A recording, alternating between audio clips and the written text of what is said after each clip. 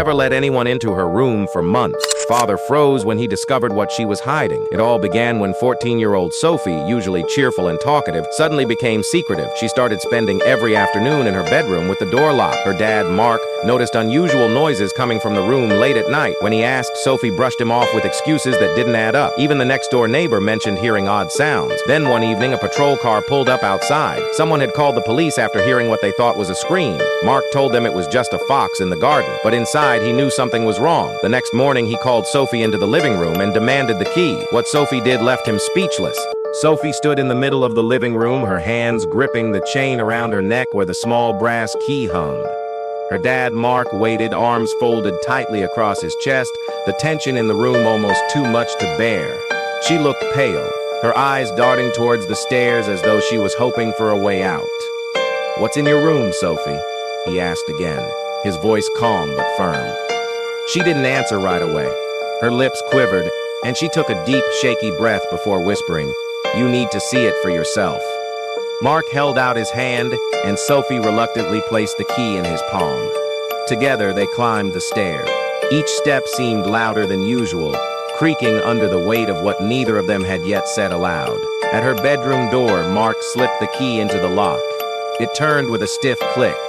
Slowly, he pushed the door open. The smell hit him first, a strange mix of damp earth and something musky.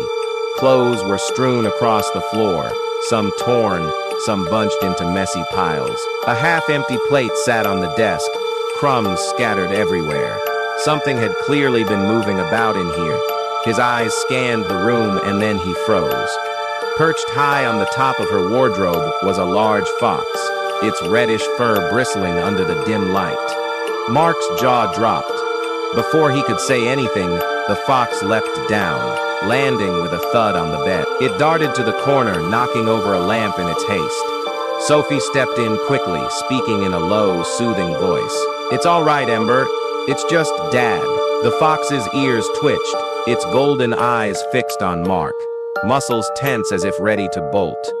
Sophie explained in a rush. She had found Ember as a tiny cub while walking home from school months ago. It had been raining, and the fox was alone at the edge of a ditch. Shivering, she had waited for over an hour, hoping the mother would return, but no one came. "I couldn't leave her there," Sophie said soft. "She would have died." At first, Ember had been small enough to hide easily. Sophie made her a little den from blankets in the back of her wardrobe, feeding her bits of cooked chicken when no one was looking. She kept the door locked so nobody would find out. But as the fox grew, it became harder to keep the secret. The noises, the smell, even Sophie knew it was only a matter of time before someone asked questions.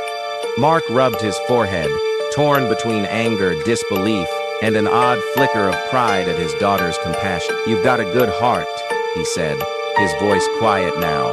"But this isn't safe. She's a wild animal." Sophie nodded, her eyes glassy. She knew what was coming. Later that afternoon, Mark called an old friend named Carla, who ran a local wildlife rescue. She arrived with a soft transport crate and spoke gently to Sophie, explaining that Ember could live in a protected enclosure where she'd be safe and cared for. Sophie's only condition was that she could see where Ember would live before agreeing. At the rescue center, Carla led them to a spacious, grassy pen with small trees and a wooden shelter. Sophie opened the crate, and Ember stepped out cautiously, sniffing the air.